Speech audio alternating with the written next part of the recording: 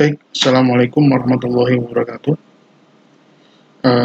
Berjumpa lagi dalam kelas hukum dan etika dalam TIK.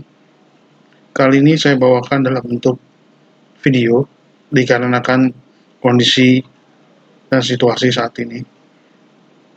Baik, tapi pembelajaran tetap akan kita lakukan. Anda bisa menyimak, bisa sambil rebahan, bisa sambil ngopi-ngopi, atau sambil ngemil, silakan, bebas. Tidak seperti biasanya. Tapi yang perlu perhatikan adalah tetap mengikuti video perkuliahan ini. Karena di samping itu nanti ada kita akan diskusi dan atau dalam bentuk tanya jawab. Dalam konteks nanti diberikan tugas. Tenang. Tugasnya nyantai. Tidak perlu khawatir, numpuk dan segala macam. Enjoy aja. Nikmati aja pembelajaran seperti ini. Baik, kita mulai saja. Bagaimana? Siap? Itu jangan ngantuk. Tiduran boleh, tapi jangan ngantuk. Oke? Siap. Oke, pada kesempatan kali ini kita lanjutkan materinya, yaitu mengenai cybercrime. Betul, cybercrime. Kalimat ini sekarang sudah tidak asing lagi. Karena dalam cybercrime saat ini, ya, sudah hampir merebak segala aspek. Crime sejak dahulu memang sudah ada, namanya kejahatan. Dari sejak zaman Nabi Adam sudah ada. Ya akan selalu seperti itu. Tapi cybercrime kapan munculnya kira-kira? Ada yang tahu nggak? Siapa yang tahu? Ada? Betul. Ya itu. Cybercrime muncul ketika ada teknologi cyber. Teknologi cyber apa?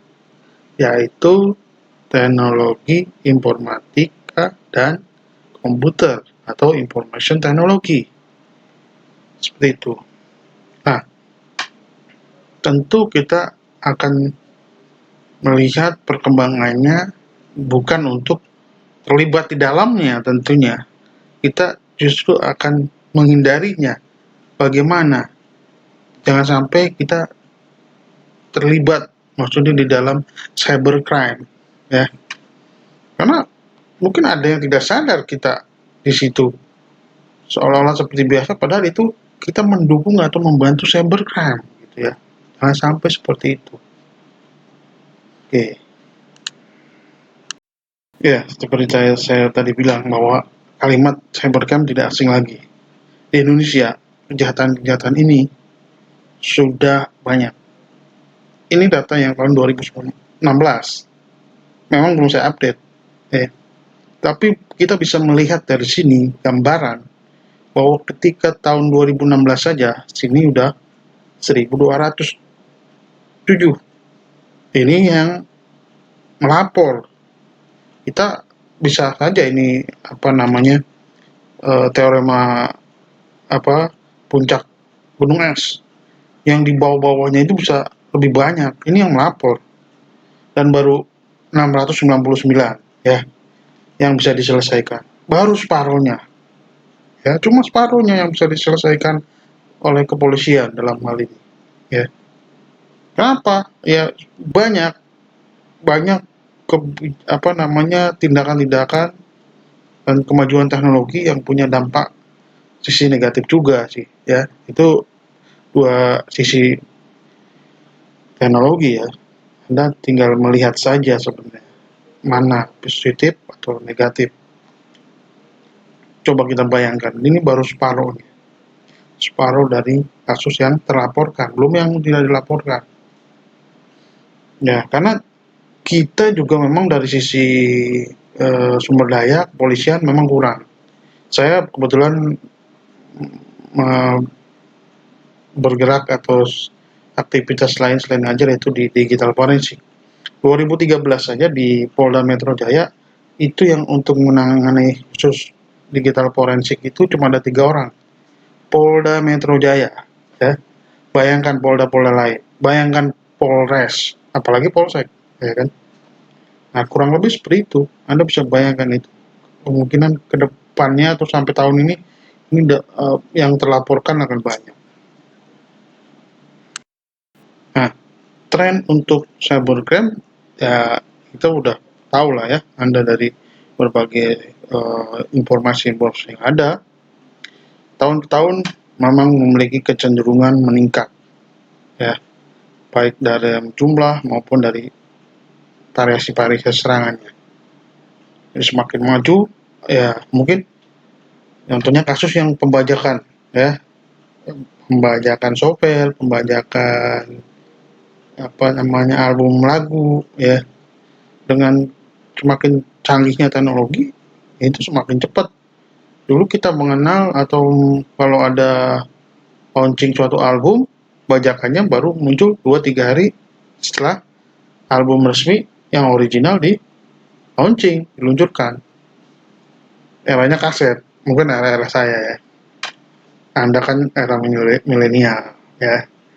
Nah, kalau sekarang dengan teknologinya CD, PSD segala macam, ya,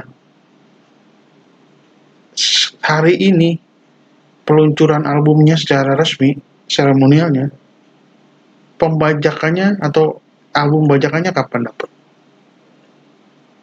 Besok? 2 hari lagi? Ya, ya betul betul. Anda ada itu. Kemarin udah ada bajakannya karena mungkin bocor dari si rumah produksi dan segala macam.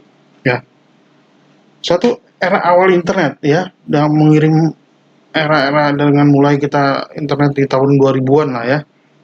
Dulu pada waktu itu cuma email, browser juga ya ada tapi nggak cepat sekarang ya. Apalagi download film segala macam itu dulu jarang.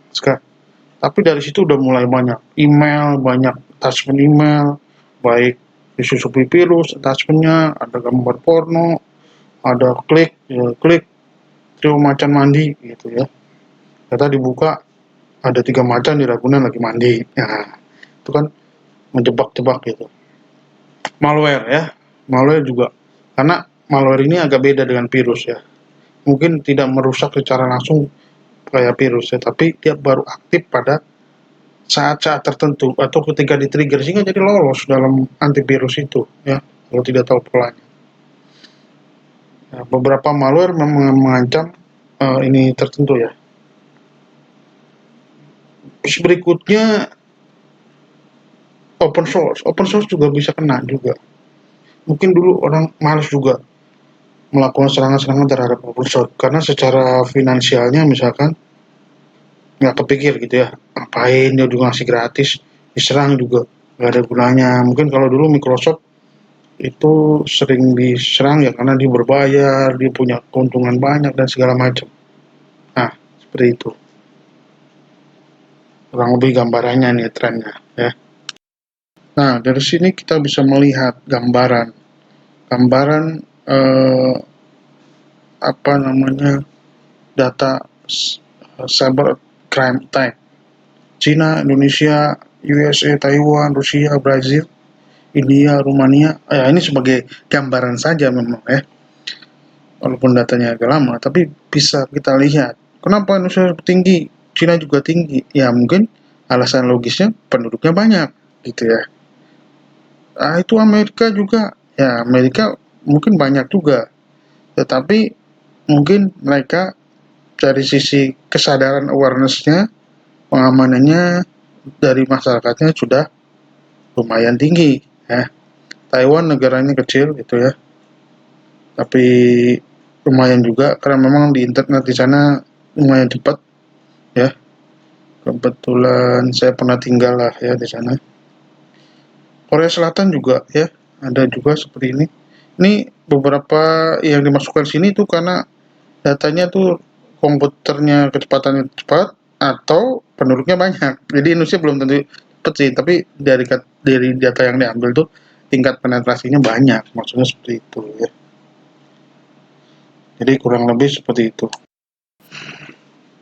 Oke, tadi kita secara umum telah mendengarkan atau saya memperlihatkan tren atau kejahatan secara umum di Indonesia. Cybercrime maksud saya, cybercrime di Indonesia. Nah, kalau kita lihat secara spesifik per sektor, ada beberapa sektor-sektor yang sebenarnya tidak bisa kita bilang hanya sektor-sektor tertentu, tapi hampir semua sektor memang. Tapi beberapa sektor memang agak seksi dalam hal ini untuk dilakukan atau terjadinya tindak pidana cyber. Contoh di perbankan, wah ini paling seksi karena orang di mana-mana akan melihat atau yang namanya perbankan itu duit. Di mana-mana orang ketika bilang duit, wah langsung jadi menarik gitu kan. Termasuk juga menarik penjahat, menarik orang yang punya mental penjahat ya. Contohnya banyak penipuan online. Kenapa? Dari mulai e-commerce ya, e-commerce, marketplace ya, semua beli belanja di online memudahkan memang. Terutama dengan kondisi seperti ini ya. Itu online-online yang diharapkan. Walaupun sekarang misalkan dalam kondisi seperti ini online itu agak lama ngirimnya karena kurirnya juga terbatas ya. Dari penipuan, kemudian trojan-trojan, malware yang untuk gimana cara ngambil data apa internet banking, apa namanya akun mobile bankingnya ya, jadi di PC maupun di handphone ya. Jadi apalagi sekarang ya semua semua berpindah ke ini semua benda ini ya, semua berpindah ke benda ini semua. Internet banking dulu di di web, sekarang pindah semua ke sini ya. Dulu pakai token, makanya sekarang nggak ada pakai token karena sudah jadi masuk ke dalam sini ya, semua. Dulu kan Anda misalkan punya Mandiri atau BNI atau apalah, Anda dapat internet bankingnya dibuka lewat web. Terus untuk mengamankan nggak hanya PIN password, tapi ada tokennya. Nah, sekarang itu udah hampir bergeser menjadi ke sini karena semua orang hampir punya smartphone. Ya. Dan ini nggak perlu token karena langsung diverifikasi di sini. Ada OTP-nya, ada seperti. Tapi yang jadi masalah ketika ininya hilang atau copetan. Makanya PIN dan password hati-hati, jangan semua disimpan langsung di sini dalam misalkan dalam bentuk notes yang tidak terpassword dan segala macam ya. Jadi serangan terhadap lembaga-lembaga keuangan, ATM ya, ya. Kemudian dengan meningkatnya mobile wallet yes, misalkan apa ya, link, dana, apalagi GoPay, ya betul betul. Ada lagi? Ya, Grab ya. Grab Grab nggak pakai GrabPay, bukan, salah. Grab pakai Oppo ya. Shopee ya, ShopeePay ya. Semua udah pakai seperti itu ya. Biasanya mahasiswa akan lebih banyak menggunakan ini, terutama dan promo-promonya ya kan. Nah, sekarang cybercrime pada pemerintahan atau tempatnya ya pemerintahan Indonesia maksud saya. Ini juga nggak luput dari serangan cyber ya. Biasanya kenapa? Karena memang ya web-web atau situs milik pemerintah memang terbuka, artinya diakses untuk masyarakat umum ya. Beda mungkin di perusahaan, organisasi private ada web tertentu yang hanya bisa diakses oleh apa namanya pegawainya ya. Tapi untuk web pemerintah biasanya memang untuk layanan publik, jadi terbuka. Cuma masalahnya pengamanannya kurang bagus juga dan nggak selalu aware gitu ya. Karena setinggi apapun teknologinya, kalau SDM dan proseduralnya tidak dijalankan, tetap aja akan kecolongan ya. Jadi situs milik pemerintah, lembaga-lembaga pemerintah nggak luput dari serangan-serangan cyber juga. Nggak usah jauh-jauh dengan pertama kepolisian sendiri, situsnya itu kadang-kadang juga dilakukan penyerangan-penyerangan, ya kan? Sehingga ini perlu sebuah standar sebenarnya untuk misalkan pengelola webnya dengan keamanannya itu nggak boleh main-main. Misalkan ujian-ujian online, misalkan ujian CPNS, kemudian data pajak, ya seperti itu. Data pajak jangan sampai bocor gitu ya. Dulu data pendidikan juga tadi ya seperti tadi. Nah, atau yang ini adalah situs KPU gitu ya. Dulu sampai dulu ada kasus kejadian Partai Nanas, Partai Jengkol lah, atau Partai Mangga lah, atau apalah ya itu pernah dulu KPU. Itu kan bukti bahwa pemerintah juga, sektor government juga nggak luput dari serangan-serangan cybercrime seperti ini. Eh, Nanti sekarang apalagi ya di Jakarta beberapa apa dari gubernur sampai kecamatan sampai kelurahan sudah semua pakai aplikasi. Nah, ini kan rawan juga sih sebenarnya. Ya, kalau memang tidak dipikirkan faktor-faktor security dan keamanannya. Ya kadang-kadang karena asik, wah enak gampang dengan komputer segala macam, lupa pada aspek-aspek security-nya. Ya, justru nanti ini akan merugikan layanan terendah, misalkan ya dinas pendidikan kayak gitu antar dinas lembaga jadi datanya nggak muncul gitu, harusnya bisa terintegrasi.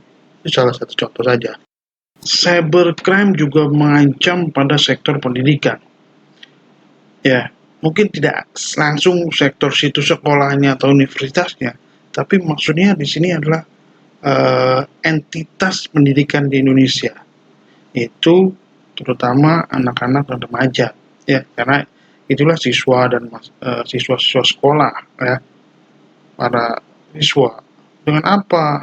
Bukan berarti mereka nge-hack situs pendidikannya, bukan, tapi coba dirasuki atau disusupi yang berbau pornografi ya, anak SD seperti, terus SMP gitu ya, SMA mungkin mahasiswa ya bisa dianggap orang dewasa lah ya, tapi untuk kalangan SMA, SMP, SD, sekarang mungkin 20 tahun yang lalu kita tidak pernah mendengar berita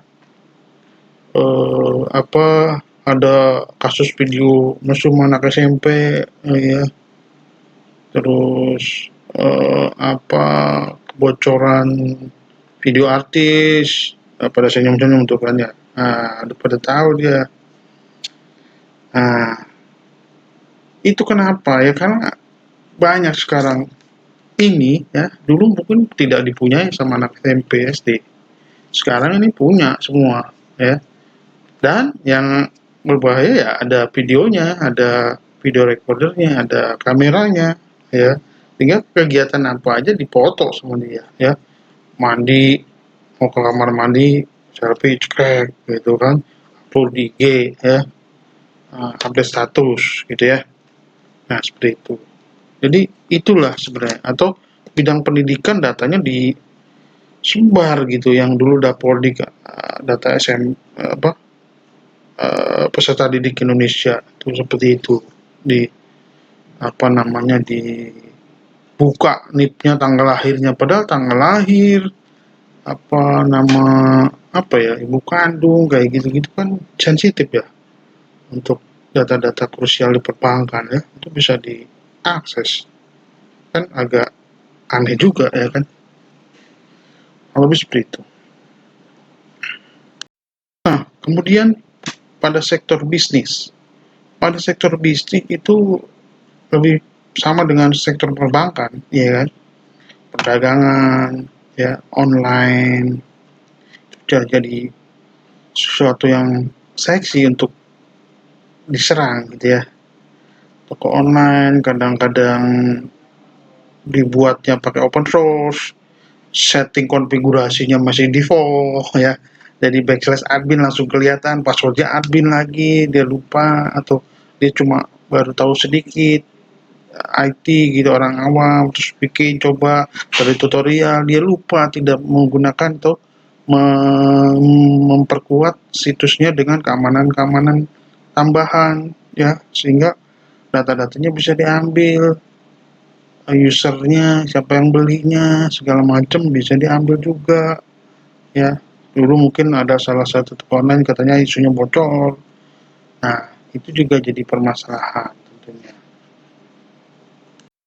Tadi beberapa sektor yang dicontohkan yang terkena serangan cyber ya, terkena aspek cybercrime. Berarti sebenarnya bukan hanya sektor-sektor tadi saja, saya bilang semua sektor sebenarnya. Tetapi itu baru gambaran contoh bahwa itu yang paling banyak ya, yang paling banyak ya sebagai gambaran ya.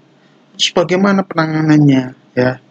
Di organisasi tingkat dunia di sini ada the Organization for Economic Cooperation and Development OECD ya, ada guideline-nya, panduannya, kebijakan yang terkait dengan computer related crime ya. Itu ada computer related crime analysis and legal policy ya, yang menurut OECD beberapa langkah penting yang harus dilakukan. Satu, melakukan modernisasi hukum pidana nasional, misalnya hukum acaranya. Maksudnya gimana? Ada hukum kan, ada hukum pidana ya, perdata gitu ya, hukum acaranya, tata caranya seperti apa. Ya, Indonesia telah melakukan dengan adanya undang-undang ITE ya, contohnya seperti itu. Karena kalau pakai hukum konvensional, Anda bisa penubian online, delik status hukumnya di pengadilan mana, bingung gitu. Karena kalau dalam konvensional itu pengadilan yang berhak menangani yaitu pengadilan ketika ada di mana lokasi kejahatan itu berlangsung. Nah, contohnya sekarang penipuan online. Anda beli Bandung, toko online-nya ada di Jakarta, servernya ditaruh di Singapura. Nah, laporin ke kepolisian, kasusnya ada, baru dia tahunya yang orang Bandung itu, yang usernya, yang pembelinya baru tahu ketika dia lagi di Bogor. Wah, gue ditipu nih. Lapornya di Polres Bogor. Nah, gimana tuh? Pengadilan mana? Nah, kan kalau secara konvensional bingung itu ya. Kejadiannya mana? Kalau bilang itu orang Bandung Pak ditipunya, tapi dia tahunya baru kejadiannya pada saat Bogor. Gimana? Nah, dengan undang-undang konvensional membingungkan, maka merujuknya harus pakai undang-undang, ya betul itu ITE ya. Jangan ngantuk makanya ya. Dua, meningkatkan sistem pengamanan jaringan komputer nasionalnya. Jadi kita waspada terhadap virus segala macam, masyarakat diedukasi ya, orang-orang yang mengoperasikannya juga seperti itu. Karena teknologi tanpa didasari atau dibarengi dengan aturan sama tingkat awareness dari pengguna, itu tidak akan maksimal. Jadi ketiga, peningkatan pemahaman serta keahlian aparat penegak hukum mengenai upaya pencegahan, investigasi, penuntutan ya. Polisi juga harus dilatih lagi, harus diberikan penyuluh lagi. Saya ingat 2013, 2012 ya, sekitar itu polisi itu masih buta ya, menangani barang bukti aja. Itu banyak yang salah prosedur ya. Gimana nih Pak? Saya padahal misalkan barang bukti itu jangan di jangan disentuh ya, kalau jangan rusak gitu ya. Tapi ketika barang buktinya disita, laptopnya dinyalain, berarti kan datanya udah berbeda. Nah, itu contoh-contoh yang kayak gitu belum. Hakim juga sama, supaya pemikiran dia terhadap kasusnya itu jadi lebih menyeluruh ya, lebih memahami. Kalau enggak kan ini hakimnya yang menetapkan hukum ya kan.